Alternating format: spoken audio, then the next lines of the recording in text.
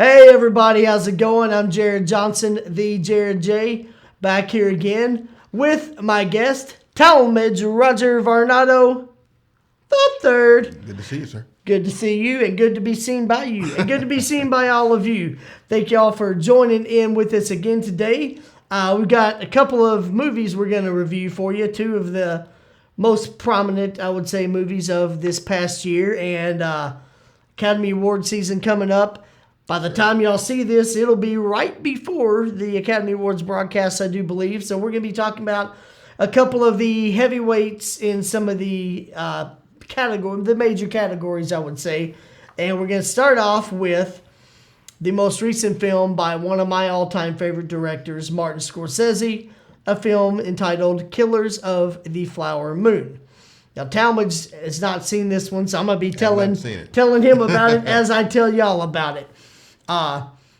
First thing I'll say, it is 206 minutes in length, which equates to 3 hours and 26 minutes. And the thing about a 3 hour and 26 minute film is it takes 3 hours and 26 minutes to watch it.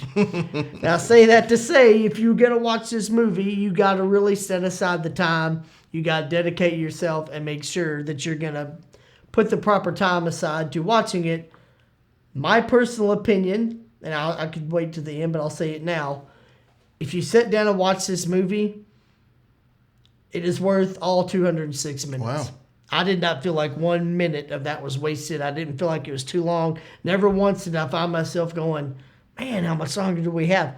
It was that interesting. I literally didn't care about the length. That was going to be one of my questions, actually. So so there we go. Cut right to it. I never felt, because I have watched some films where part of the way through, I'm like, my gosh, like how much more am I going to sit through? And yeah, this one, I knew the length going in. I went to the theater and watched it. Never once did I feel like it was taking too long or that my time was being wasted or anything like that. And that's kind of one of Scorsese's trademarks. A lot of his movies are 2.5 hours and longer. Man, I don't have the list in front of me, but I know Goodfellas was 2.5 hours. Okay. Casino was 3 hours. Gangs of New York was longer than 3 hours. The Aviator was 3 hours. The Departed was between 2.5 and 3 hours. The Irishman was over 3 hours. This is not unfamiliar territory for Martin Scorsese. In fact, my oldest niece, Leah, I was telling her about this movie because this movie has one of my all-time favorite actors, who I'll get to in a moment, and her absolute favorite actor, both in the same movie. So for slightly different reasons, we were both excited. So when I told her I'd seen it, she was asking me about it, and I told her the length. And the first thing she said was, I've seen that book. It's not even that thick. Why in the world did he make that movie that long? And I immediately said, that's Martin Scorsese. He can take subject matter. But hold on. So she's seen the book. She didn't say she read the book. No, she has not read the book. She's seen the book. She's seen a physical copy of it and just remembers the thickness. And she's like, why? It does not need to be that long.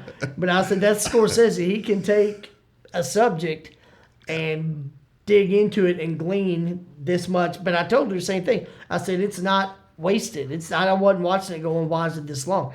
It just really is that good. This marks the 6th collaboration between Scorsese and Leonardo DiCaprio, the other 5 being Gangs of New York, The Aviator, The Departed, Shutter Island, and The Wolf of Wall Street. And it marks the 10th collaboration between Scorsese and Robert De Niro, Mean Streets, Taxi Driver, New York, New York, Raging Bull, The King of Comedy, Goodfellas, Cape Fear, Casino, and The Irishman being the other 9. It was shot on a budget of $200 million. As of last night, the worldwide gross is $156,318,466. So it has not quite reached its budget. I have no doubt that it will. And quite honestly, this wasn't a money-making vehicle. This was about the art, the storytelling, the cultural impact it was going to have, and the performances and the storytelling. So even if it somehow lost money, you almost want to say who cares, because the movie's still that good. It says a lot for, well, let me go ahead and just give you a brief plot summary in case any of our audience has not seen it. It is based on a 2017 nonfiction book by David Grann, set in the 1920s Oklahoma, focuses on a series of murders of the Osage members in relations to the Osage Nation after oil was discovered on tribal land. The tribal members had retained mineral rights on the reservation, but opportunists sought to take the tribal members' wealth. I talked about the amount of times that both DiCaprio and De Niro have collaborated with Scorsese, and that really says a lot about how much they love working with this guy. Sure. You don't work from the director and the actor standpoint. It speaks to how much he loves working with them and how much they love working with him. You don't cast a guy 6 times or 10 times if you don't genuinely want to work with that person, especially when Scorsese can cast anybody he wants. Well, and the trust they would have amongst one another, because obviously when he's putting forth his thoughts, his ideas, trying to put it on a canvas, so to speak, he wants people that he can trust to deliver it. Mm-hmm. And he's got a proven commodity that he can believe in. So obviously that it's a symbiotic process that works really well. That's the perfect way to describe it. They build that trust over time. And in fact, for several years now, even the films that Scorsese directs that De Niro is not a part of, one of the first things Scorsese does, I heard him say this once in an interview, every script that he takes on, before he goes into production, he sends the script to De Niro. Oh, wow. Asks his opinion, and then says, is there a character you want to play? Gives him first crack at whatever. That's an amazing compliment. That's a tremendous. Wow. Even when you're Robert De Niro, right. To have Martin Scorsese do that on literally every project. movie. So who do you want to be? Not would you like to be in it? Who do you want to be? Wow. And then if there's scheduling conflicts or whatever, it doesn't always work. But that's one reason they've worked together 10 times. They built that trust very early on. Mean Streets and Taxi Driver were both in the 70s. After that, and then Raging Bull 1980, it became, what do you want to do together next, so to speak. And De Niro's one of my top 5 all-time favorite actors. I won't go into that whole list. That's maybe a subject for another episode. But De Niro delivers a very solid performance in a supporting role. But because the movie's so long, he still has a ton of screen time. Okay. He plays a wealthy cattle rancher who's seemingly a friend to the Osage tribe, speaks their language. He's wealthy, bestows gifts upon them, looks for ways to help them. But very early on, I found myself going, how much do I trust this guy? And there's just something about, I was like, and this kind of contradicts, well, I'll make this statement, but then I'll say why it's not 100% accurate. Okay. Oftentimes, with most of us, when you see someone going that far out of their way, you almost can't help but wonder, okay, what are you up to? That's how De Niro struck me. It's like you're trying so hard to convince these people that you're a friend to them. What are you? You're. It's like a misdirect. A sleight of hand. Yeah. Yeah. But I will say, to contradict that, I've had some people tell me personally, you're just too nice. You're almost too nice. Once they get to know me, they know they can trust me. But I've had a few people say, you're kind of the exception to that. Because normally when somebody's as nice as you are, I kind of wonder what they're up to. I've had people tell me, like, I've learned that you're not that way. But you're kind of one of the few. Like, but you're right. I mean, with this being a movie, you knew, okay, here's a sign there's more of a story to tell. I was like, there's something going on with him. But I thought he did a great job, and I'll touch on DiCaprio, and then I'll say something about both of these guys and their careers. DiCaprio is a clear-cut lead. He gives a very strong performance. He plays De Niro's, I would say, dim-witted nephew. He's a likable character, but he's kind of a dim-witted nincompoop. Okay. Just returned home from World War I, and he's kind of... De Niro's character realizes he can manipulate his nephew into some things that may be against what he would normally want. And also, one big thing I'll say about DiCaprio, he appears in nearly every single scene of this epic film. Now, to be the lead character in a 90-minute film, that's an accomplishment. Right. To be the lead character in a 3+ hour film, big accomplishment. To be in nearly every scene of a 3+ hour film, my goodness, that is a tremendous commitment. Tons of dialogue to memorize, tons of emotion to go through, lots of long hours on set. And what the average person watching the movie may not think about, when he's in that many scenes, day after day after day, and he's helping. He and De Niro carrying this film. There's probably been some days where he's on hour 7, Right. and doing take after take after take, and maybe giving word perfect, emotional perfect takes. Oh, but here comes Marty. The lighting wasn't quite perfect on that, Leo. We're going to do it again. Or a horse jumps in the background.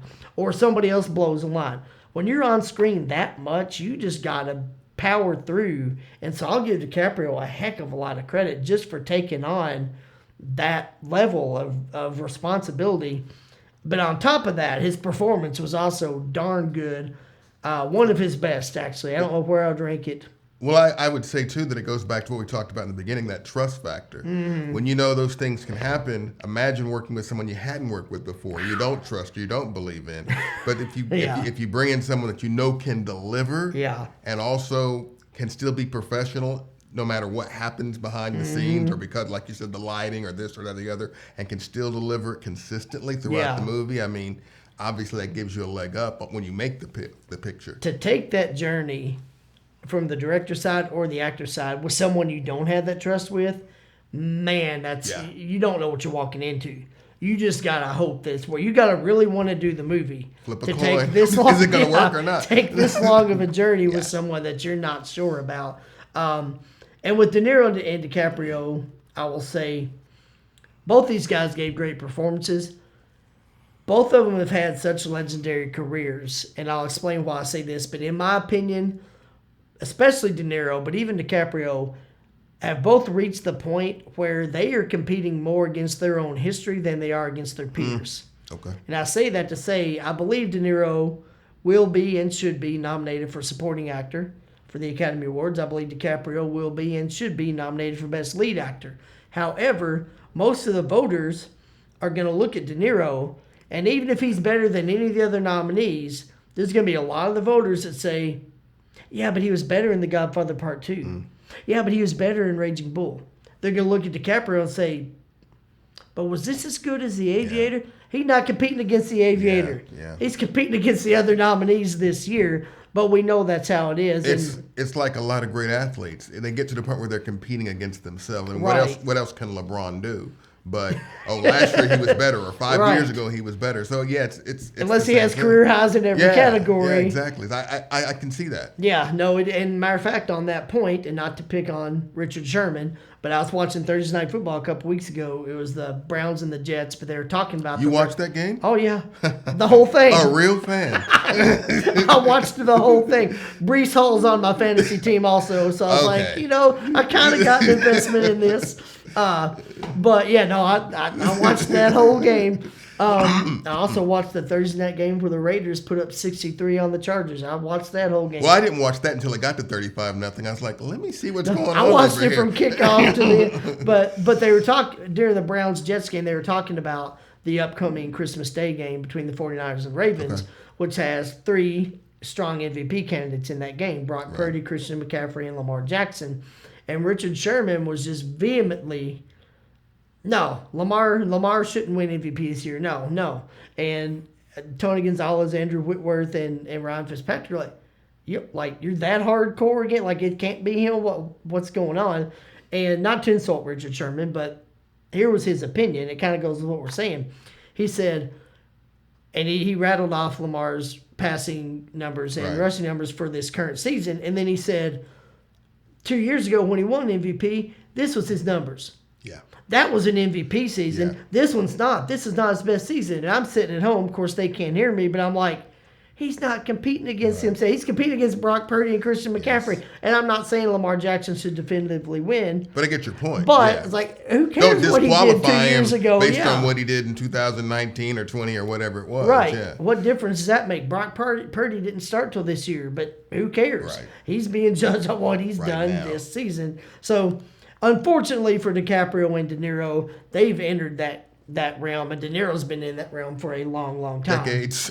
he won his Best Supporting Actor for The Godfather Part 2, which was 1974, Best Lead Actor for Raging Bull, which is 1980. Yeah. So ever since 1980, De Niro's basically been competing against himself anything that he does. having said that, these guys were both great in this film. It's great to see them together. Great to see, like you said, the trust that Scorsese has in them and vice versa. And then there's an actress who I don't think I had heard of. Her name's Lily Gladstone. She plays one of the Osage members. She probably will be nominated for lead actress as well. She gave a very grounded and emotional performance that balanced really well off of these other two guys that have stronger personalities and bigger roles. She gave, I think, an emotional core to the movie that was necessary. She helped to balance out some of the story, and I'm curious to see what she does beyond this. I found myself halfway through going, I didn't know her before, but now I want to see what she does next. Well, at least she won't be competing against herself. No, as of right now, she's not competing against herself. She may have a few years before she has to worry about that. And then for Scorsese, like I said, he's one of my all-time favorite directors. I think I would say he's my second favorite, second only to Alfred Hitchcock. Okay. Clint Eastwood's probably a very close third. All three of those guys are great, but Scorsese, in my opinion, without a doubt, one of the greatest directors of all time. I think he's a brilliant storyteller, and he just delivers another example of that. And the subject matter that he tackles, he doesn't just take the easiest thing and, I'm an established director, people already know me, let's do this layup. I can coast on my history. He goes for the slam dunk every single time. Yeah, he will go for things purposely challenging. Mm-hmm. The guy's 81 years old. He don't need to be directing a 3.5-hour movie. Right. He don't need to prove that. He's doing it because he wanted to. He wanted to tell this story, and he also, for a long time now, has been competing against his own history. He's directed some of the best films in motion picture history. He, without question, indubitably, is competing against his own history. But one thing that he does, one reason I love him, the extreme length of his movies is common. But also one thing he does, as good as any director I've ever seen, he gets great performances from his actors and actresses. Now, it helps when you cast people capable, but to me, I'd say that goes along with it. My opinion, the most important responsibility of a film director is to get great performances. Yes, there's telling the story. Yes, there's the effects if it's necessary. If you don't have great performances, that other stuff is just window dressing, so to speak. And you can be a great coach, but you can't be one without great players. Exactly. So, yeah, John Wooden could be John Wooden. If he hadn't had great players, we wouldn't be talking about him as John Wooden. You wouldn't have said John Wooden's name exactly. right now because we wouldn't know who he was. I know who that is. And so, yeah, same thing. And the biggest responsibility, and I agree personally, and I've heard plenty of people who've done a lot more directing than I have say that probably 80 to 90% of being a great director is casting the right people. If you don't have the wisdom and the vision to cast the right people, you're just asking for a horrendously more challenging process than it needs to be. So he's smart enough to build these relationships with De Niro, DiCaprio, Joe Pesci, Harvey Keitel, several people over the years, and know where to cast them. And then it's easy to get great performances when you've got people that are at the top of their game who also will walk through fire for you. They're going to give you their best every time because that's the trust that they have. So anyway, Killers of the Flower Moon, if you haven't seen it, well worth watching. I highly recommend it to anyone who's interested in really good drama, great storytelling, great performances. Again, it is 206 minutes long.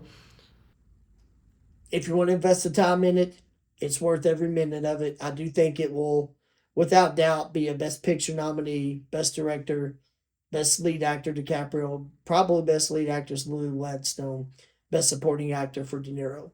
So there's my assessment on that. We're going to take a brief moment to hear from one of our sponsors, and then we'll come back with another Best Picture contender. Howdy, y'all! It's me, Hillbilly Willie, here to invite everyone out to my restaurant, Hillbilly Willie's. It don't matter if you're from Alaska or Philly, our great food and low prices will have you saying, yeah, that's a dilly. Pot roast, smoked ribs, collard greens. We got the best food your eyes have ever seen. So come on in and have a seat. Sure is a great place to escape this Texas heat. Come on out any day of the year. All right now, I'll see you when you get here. Hillbilly Willie's is not a real restaurant. We just haven't told Hillbilly Willie yet. And welcome back. All right, so we just finished discussing Killers of the Flower Moon. Now we're going to talk about another Best Picture contender that we have both seen. Yes. So we'll both have some input on this one. This one is the film Oppenheimer. 180 minutes long, 3 hours, which would normally feel long unless you're like me and you had just watched Killers of the Flower Moon in the theater, and then you watch Oppenheimer. It's like, oh, this one's only 180 minutes. Not a problem. I watched this one on Amazon Prime, so I saw it at home. But I had sat through 3 hours and 26 minutes in the theater of Killers of the Flower Moon. So the very next week, I watched Oppenheimer. I was like, well, this doesn't even seem that long. Well, me not having that comparison to make, when I saw it was 3 hours, I had some trepidation. But we'll get into if that trepidation remained or if it went away as we get into the review. Okay. And he might have secretly been going, dang it, Jared, why didn't you pick another movie like you did? We have to review these two. I'll just say we know each other very well. Yeah, there we go. There we go. It's not a lot of surprises after this many years of being friends. Oppenheimer was shot on a budget of $100 million, which we discussed off camera.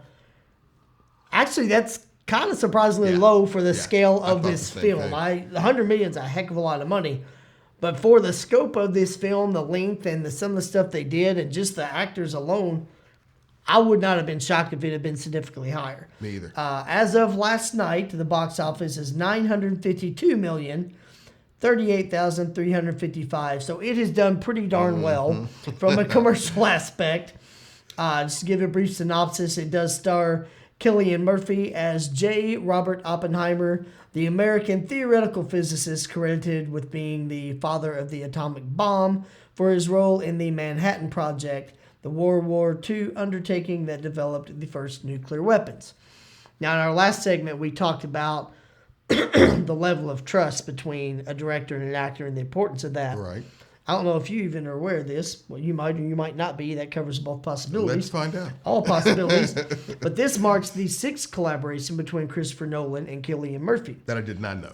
Cillian Murphy first worked with Chris Nolan in Batman Begins, then The Dark Knight, Inception, The Dark Knight Rises, and Dunkirk. Okay. So pretty cool story. Cillian Murphy actually met Christopher Nolan when he read for the title role, in Batman Begins. He read for the role of Bruce Wayne. It was open to numerous different actors. Several people read for it. And Cillian did well enough to warrant a screen test whilst wearing the bat suit. Wow. I've never seen that screen test, and I'll be honest, when I heard that, I was a little shocked because I cannot picture Cillian Murphy playing Bruce Wayne. But I kind of want to see it now. I know. I'm like, how good? Because here's my point. Cillian Murphy's a very good actor, and we'll get into a little bit more of that later. I've seen him give some very good performances. So it's not a question of that. And I'm not trying to insult him, but he's just so scrawny. I'm like, I can't picture him playing Bruce Wayne. He would have had to muscle up quite a bit. Not that Bruce Wayne's bodybuilder level, but he's a vigilante. But imagine us calling someone scrawny. I mean, yeah. Shockingly enough, I look at him and go, well, I think it's somewhere in your email address. I don't know. There is that. But that's different from being scrawny. Not true enough. A vertically challenged. I tell people sometimes, I'm short, but I'm not small. I'm like a big, small guy. Cillian, very skinny guy. But that speaks to how good must he have been for Chris Nolan to look at him and go, he doesn't look like, but man, let's put him in the bat suit. He had to be pretty stinking impressive to get that far in the process. But here's what I love. Even though after Christian Bale was ultimately cast, Chris Nolan was wise enough not to toss Cillian Murphy away and then start over. He said, you're not quite right for Bruce Wayne, but I haven't yet cast the role of Jonathan Crane, also known as the Scarecrow, so I'm going to slide you in there. And he was great in that role. So that's what I love, and that's a smart director to I have go. a good director, yeah. No, you're not quite right here, but man, let me see what you can do. He knows where to put the pieces on the chessboard. Exactly, it's exactly what he did. And side note, and then I promise we'll get back to Oppenheimer. Another actor that Chris Nolan met during the auditioning process for the role of Bruce Wayne in Batman Begins was Heath Ledger. Okay. He also said, "You're not quite right for this." But then you all know what happened in the sequel. Several big names were interested in playing the Joker. The studio actually wanted Sean Penn. He turned it down because he said, "No, me and Jack Nicholson are friends, and I just don't want to do a role that he's done." Nolan didn't really want Sean Penn anyway, but that was the studio's first choice. Steve Carell, Adam Sandler, Robin Williams, they were all interested. Sam Rockwell read for it and was reportedly one of the finalists. But Chris Nolan remembered how much he liked Heath Ledger when he read for Bruce Wayne and said, "Let me just give this guy a chance." And my goodness, did he capitalize on that opportunity. He made the movie, in my opinion. He was brilliant and won the Academy Award for Best Supporting Actor for his portrayal of the Joker. So again, knowing where to put the chess pieces is what Nolan did there. Oppenheimer, just like I said with Killers of the Flower Moon, and I'm curious, you'll talk about whether the movie, the length of it was sustainable to you. My opinion, I'll say the same thing that I did about Killers of the Flower Moon. It's 180 minutes, but it's worth every minute. I never once found myself watching Oppenheimer going, "My goodness, what time is it? What time did I start this movie? How long is it?" Actually, a guy that I used to work with, Tito Ramirez, if you're watching, how you doing, Tito? And if you're not, why If you're aren't you? not watching, young man, you wait till I get a hold of you next. Anyway, he had told me before I saw it, he's like, "Man, I watched it and it was so long. It's just a lot of talking. I don't know." And I said, okay.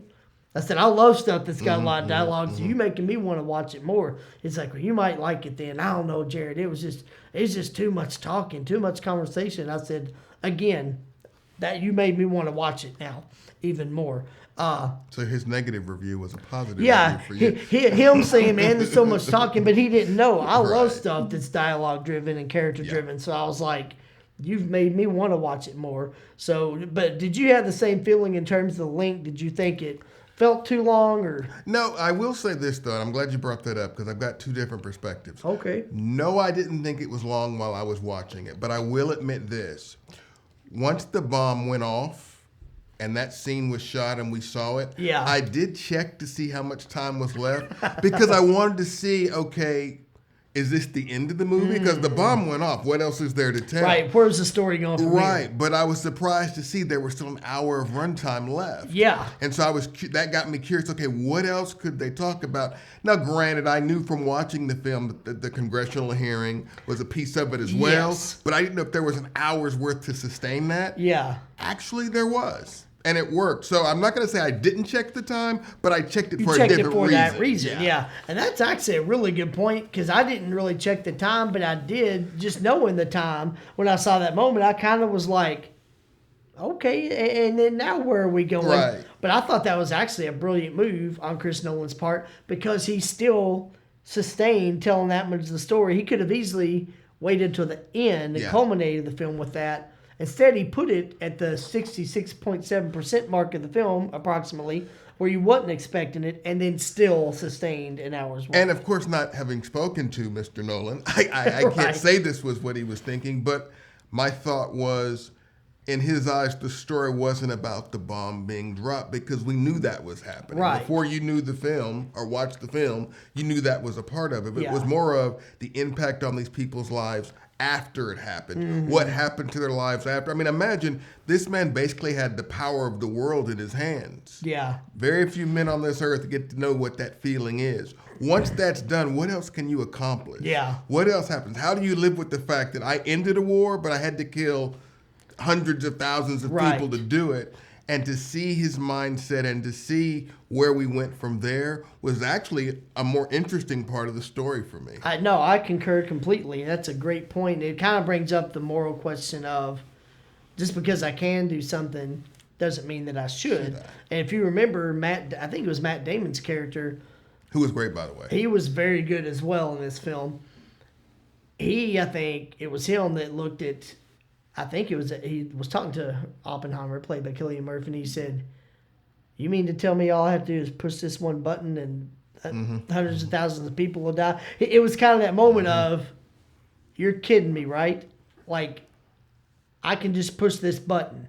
I believe it, but I don't believe it. Yeah, it's almost like I kind of want to see what would happen, but I kind of don't type of thing. And it was that moment where, like you said, how many people in history have been in the position to even fathom such a thing? To go, hold on, I can push this button. Yeah. And then what? Most of us are never going to know what that feels like. And I hope we don't, to be honest with you. I don't want to be in that situation myself. But to talk about, you touched on Matt Damon's performance. I thought Cillian Murphy was very, very good. He was. He wasn't in the same percentage of the movie as DiCaprio in Killers of the Flower Moon, but he carried this film. He did. It's a 3-hour film. He's the main focus. He gave a very strong yet subtle performance. I would agree. That's the word I would use as well. And I love the way he portrayed the struggle he had. Because early on in the movie, like most scientists or doctors that can do these types of things, it was almost like his arrogance was the essence of his character.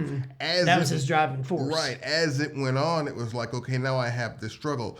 They said a couple of times in the movie, as a matter of fact, one of the main reasons why he did what he did was because of the German aspect. But once we won that theater of the war, it's like, well, I didn't really want to kill Japanese folks. I want to kill German folks. Right. And then, so he went through that challenge. Then it was, okay, after this was all over, sometimes we struggled with, I think the audience struggled with, okay, is this all a martyr act because of what he did? Or does he really feel this way? And I don't think he knew sometimes. I think he was trying to figure that out. Yeah, no, that's a very good point. And you could see all of that in Cillian's performance. And sorry, and to get back to your point, subtle is the word. To balance all of that, but not be over the top with any of it. Yeah. I mean, that took a lot of skill. Yes. And it showed on camera, at least in my opinion. Yeah, no, I 100% concur. You never once felt like he was screaming, hey, look what I'm struggling with. Well, even you just saw it. You felt it. The actress that played his wife, she brought that, why aren't you fighting? Why aren't you... Come on, this is our reputation. Seem like you care more? Yeah, and he just went on about battled with it his own way. Yeah. See, I thought he was very good. Robert Downey Jr., who's a great actor. A lot of people only know him as Tony Stark, and he was brilliant in that role. He was so good as Tony Stark, you almost can't imagine anybody else playing that role the way he did. But this guy is a great actor, and he gave a very good performance in this film. I thought he gave the best performance in the movie. I was about to say, honestly, he kind of was the standout of the film from that perspective. And then also solid supporting performances from Emily Blunt, who played his Oppenheimer's wife. She was very good. Florence Pugh, Matt Damon was very good, which you mentioned.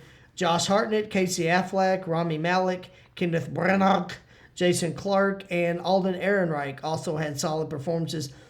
Think of the cast I just named, and that speaks to Chris Nolan as a director. Chris Nolan's not quite on the level of Scorsese, but he's getting to the point of competing against his own history as well, because the Batman films were all very good. Memento, if you haven't seen Memento, I don't want to get off track, brilliant film. Came out in 2001. It was one of his first films. Had Guy Pearce. I'm just going to say this. If you haven't seen Memento, it is one of the best movies you may ever see. Really is that good.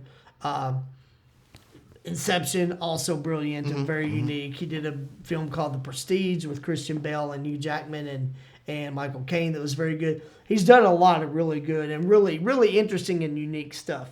And he still has more stories to tell, too. There's no telling. There's no telling what else. We don't know where he's going to end up on your list. But he's inching his way up, it sounds like. He's climbing into the Scorsese-ish territory. I think he's got a ways to go, but man, he's making that progress, and Oppenheimer is just another strong example. But to have all these guys, these men and women, sign up to play even some supporting roles, Kenneth Branagh and Casey Affleck, they had fairly small roles. Part of that draw was, Chris Nolan's directing the film. Okay, well, what is there something for me in this film? I think it also shows how good of a job they did, because to me, an actor's at his best when when you look at the screen, you're not seeing the actor, you're seeing the role that he's playing. Oh, like yeah. some of the names you mentioned, I had to go back after I watched the movie and look. I didn't realize that was this person. Oh, yeah. And that tells you how well not only the costume design was, especially in an epic like this, but also how good the performances were. I didn't feel like I was looking at the actor. I felt like I was looking at the character. They disappeared into the character. Yeah. And even Downey, he's very recognizable, but I would even say that about him. He kind of disappeared into this character. I didn't realize that was him in the very beginning. Oh, really? It took me a couple of scenes to be like, wait a minute. Yeah, it really did. Well, that speaks even more to what I was going to say. I knew, because I knew he was in it, and as soon as I saw him, I was like, oh. But the more I watched it, I was like, that's not Tony Stark. At all. This is a whole different person here that he's portraying. So, yeah, very good performances all around. And Nolan's another one, like Talmadge put it earlier, knowing where to put the chess pieces on the board. He's very good at that. And you already alluded, I was going to ask you, actually, I'll ask you and then I'll talk about mine. Did you have, in a movie this long, did you have a particular scene or a particular moment that was your favorite or that stood out the most to you? I don't know if I had a specific scene or a specific moment, but I would say a specific character. We've kind of already touched on it. Downey, and also Oppenheimer's wife. She had she had a couple of scenes where she grabbed my attention, and I almost forgot the previous scenes. In other words, I focused solely on her. Yeah. One of those scenes was when Oppenheimer was giving testimony, and the doors were closed, and like we just talked about, she's like, "Why aren't you fighting? What's going on here? Yeah. This is your reputation. We have to live with this." It was almost... This affects my life, too. Right. Yeah. And then also, I forgot to bring up this point, her early struggles as being a mother. Yeah. I thought those scenes were riveting. The only thing I would say about those scenes were, and I love the movie, don't get me wrong, but that's the one time I felt like I wanted to see more about this, but the movie wasn't really about that, and he had no time. It's almost like, why did we put this in here? Because we didn't really flesh it out that much. Yeah, that's the only. It's such a minor complaint, but no, I would say those two scenes with her in it. Mm-hmm. After thinking about your question, would probably be the ones I would pick. Okay. That says a heck of a lot for her in a movie of this length and magnitude, and her not being the centerpiece. That really speaks to her. My favorite moment, and this will probably be my final point on this film, or maybe my second to final point. I think my favorite moment, and you talked about a while ago, was the explosion when the bomb went off. What I loved leading up to that moment, there's all this talk, there's all this tension, the music's at a certain level, you feel everything, and a lot of the audience might have been expecting this explosively loud thing. Chris Nolan did something so brilliant that I absolutely loved it. I noticed that too. Yeah. Right when the explosion hit, it just goes silent. Yes. You see the effects of the explosion. You see the looks on their faces. Eventually, you hear somebody breathing. But it went dead silent for a good 10, 15 seconds probably. And I found myself in that moment going, oh my gosh, I love that. It's brilliant. And then you get the sound back and you hear all this commotion and chaos. But that decision, that decision alone just speaks to how great a director he is. And that may sound funny, but I'm being serious. No, I agree with you. Those are the types of decisions that set you apart and can set your project apart. And I think it goes back to what we were talking about earlier. He's almost telling you, this story is not about the bomb going off. We don't need the special effects. We don't need the sound. We need to know it happened, but the story's about how we got here, and then what are we going to do after this? And how it impacted all these people's lives. Right. Yeah. So anyway, that's kind of my final point. Did you have any final points before I give my last little assessment? My only one is go see the movie if you haven't. That's my point. Okay. It's worth. Don't worry about your 3 hours. Just go ahead and now you have, like you said earlier, you've got to dedicate the time to it. Know that you're going into a 3-hour movie, but once you accept that and just let the story tell itself, I think you'll like it. I concur 100%. Last thing I'll say, like Killers of the Flower Moon, I think this is going to be a Best Picture nominee, no question. Yeah. Nolan possibly or likely could win his first Academy Award for Best Director. I do think Cillian Murphy and Robert Downey will be nominated in the lead actor and supporting actor categories, respectively. Downey may have a pretty good chance of winning. He's been nominated twice before, has not won yet. As you said, he pretty much steals the film. Yeah. He's coming off of all the momentum of the Marvel Cinematic Universe, and fans of his are kind of like, okay, what are you going to do after Tony Stark? Well, now you've seen it, and it was this good. It may be his time. So this may get him, and I think this and Oppenheimer and Killers of the Flower Moon, both strong contenders for Best Picture. I don't know if we want to call this a prediction, just my opinion. I think Oppenheimer's going to win. I think Killers of the Flower Moon is probably about as good. I just don't think the voters will be able to resist the subject matter. Because like you talked about, how many people in history have ever dealt with, what do we do with this level of power? How do we even develop this level of power? I'm capable of developing this. Now, what do we do with it? You mean I can press this button and it's going to do this? I don't think voters will be able to resist the magnitude of that subject matter. And I know commercially it's not supposed to play a role in who wins, but at the same time, I would say the numbers also bear out. When you do over 950 million at the box office, that doesn't hurt your chances. No question. That's for sure. So, all right. Well, that is our assessment on both Killers of the Flower Moon and Oppenheimer. Both of us concur. He's only seen one of them. I concur that they're both well worth watching. He concurs that Oppenheimer's well worth watching. Thank you all so much for joining us today. Talmadge, thanks for stopping by again. If you've not already done so and you actually like the video and videos we're sending and giving you, click the like button, subscribe to the video. It'll enable me to continue bringing you more content and also alert you when we do release more content. For Talmadge Rodger Varnado III, I am Jared Johnson, the Jared J. Y'all have a great week, and I hope to see you real soon.